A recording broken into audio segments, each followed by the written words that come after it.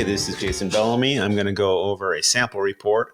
In this case, we have a log home, but also a house that is between 15 and 25 years old. In this case, it's 18 years old, and it's in a remote location, and it's a mountain-style house. So we'll go through the report here. This is a table of contents. I'm in the PDF format. Here are some links in your report, and it will show you how to view your report in HTML, PDF, or to create documents from your report for negotiating items and repair lists. So here's just some introductory information. Nice thing about our reports is they are color coded. So we have blue, orange, and red items, red being the most serious, blue, more FY, maintenance, and orange in between. Here's sort of a summary, real quick summary of the important items. And there's also ways to view just the summary. And we're going to go through the whole report in this case. Houses that are between 15 and 25 years old, there are some things that a lot of them have in common. And so you click on this link, or if you look on our blog, there's a great article on just sort of typical homes between 15 and 25 years old, what in our area, some things you might expect. Also buying remote homes, things like oftentimes access can be difficult, especially during winter times. And mountain style homes, they have that prototypical sort of gable end with all the windows and trapezoidal windows and everything. And so there's some more information for you to consider there as well. This is a log home. So here, there's another blog about log homes. We have a lot of information related to log homes. And so now we're getting into the report. So there's some information items here and limitations. In this case, this house has a lot of mature trees around it. So that's just drawing attention to that. And a typical of these types of homes, remote homes, mountain style homes, they often have these amazing views, but they're located on a steep site. And so in our area, they're often dealing with erosion and managing the water as well. In this case, not too many grading comments. In the case of this home, just one comment at the rear, not too many downspout defects, damaged black corrugated pipe. That's pretty common. And we have siding. So with a log home, maintaining the siding is very important. So you want to have an advanced, sort of aggressive schedule for maintaining your log home. Really, you want to be restaining every 3 years with a log home. So most people are not expecting that. So keep that in mind. If you're buying a log home, you should be staining it every 3 years. Another thing to look out for in our area is Carpenter Bees. So in this case, 18-year-old home, we only found a few holes. They're trying to manage it with these sort of traps. We find that they don't work that well over the long term. Ideally, this should be treated every year. Back to citing comments. A lot of our citing comments, especially at the 18-year mark, have to do with how they were installed. Did they have proper clearances? Most houses do not. And so where they didn't have proper clearances in installation, we start to see some soft and decayed areas, very common.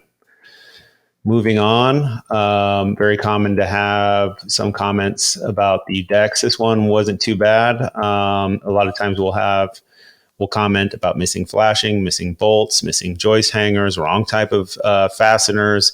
We're recommending, in this case, that some of these connections should be bolted together.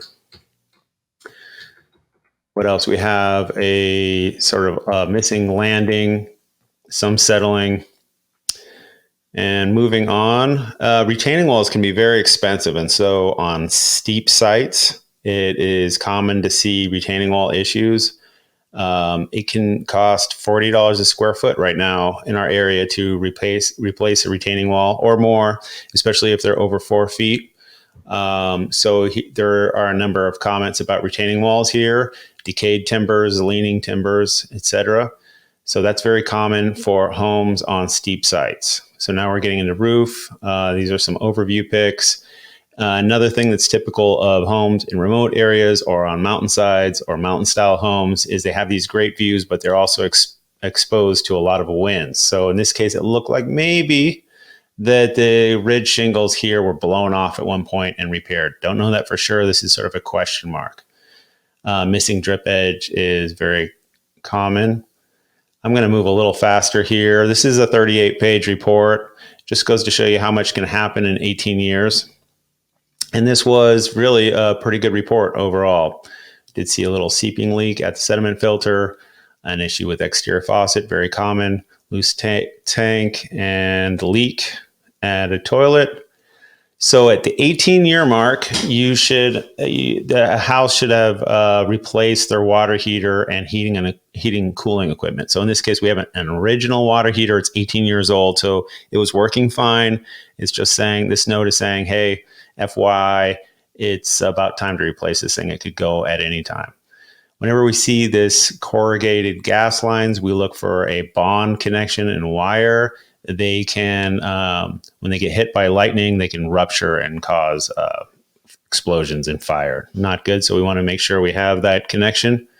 Very common for mountain style homes to have, in this case, Generac propane generator backup. And that's what this house had. We do not inspect low voltage security systems.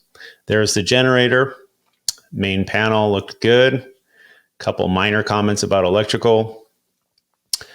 I could not verify the ventilation in this case, but I did find it on the plan. So feel pretty confident that that had good ventilation.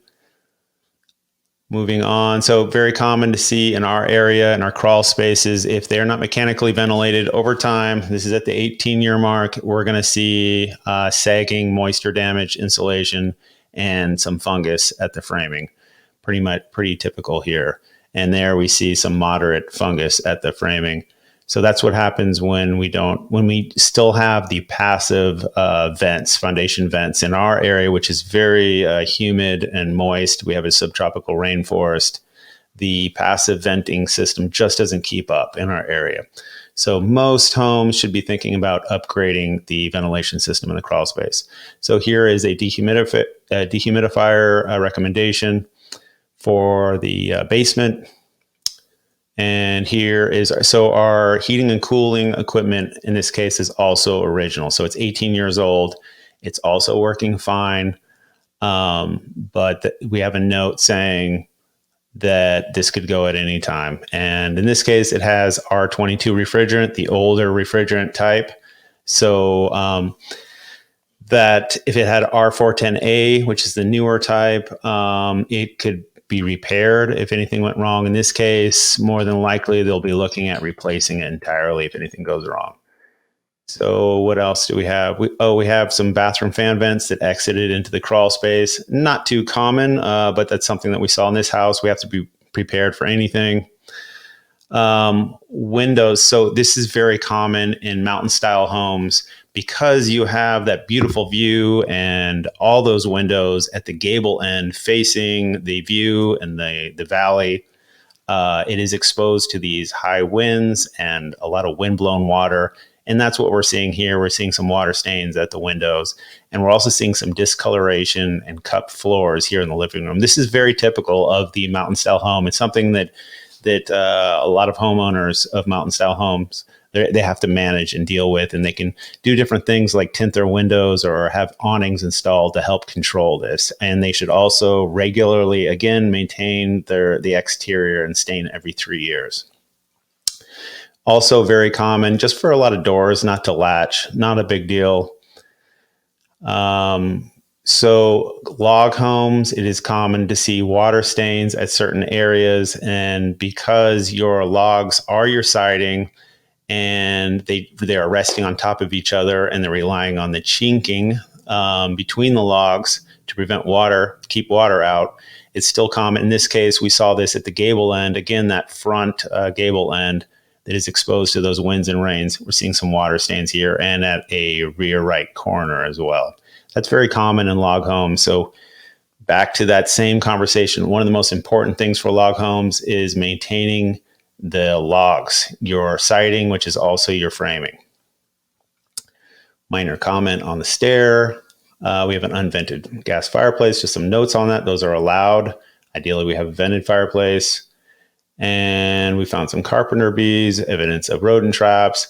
This house had more than typical rodent evidence of rodents. And I think maybe there were mice or potentially squirrels as well.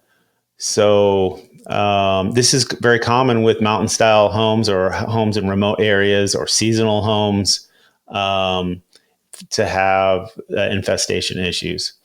In the basement, this is also very common with seasonal homes. They're not running the dehumidifier. They're not running the air conditioning, and we're seeing mildew at the basement finishes. So that's something that owners are going to want to think about if they have second homes. They're going to want to have a more permanent dehumidification strategy. So there we have it. We just went over a sample report of log homes, remote homes, houses between 15 and 25 years, and mountain style homes.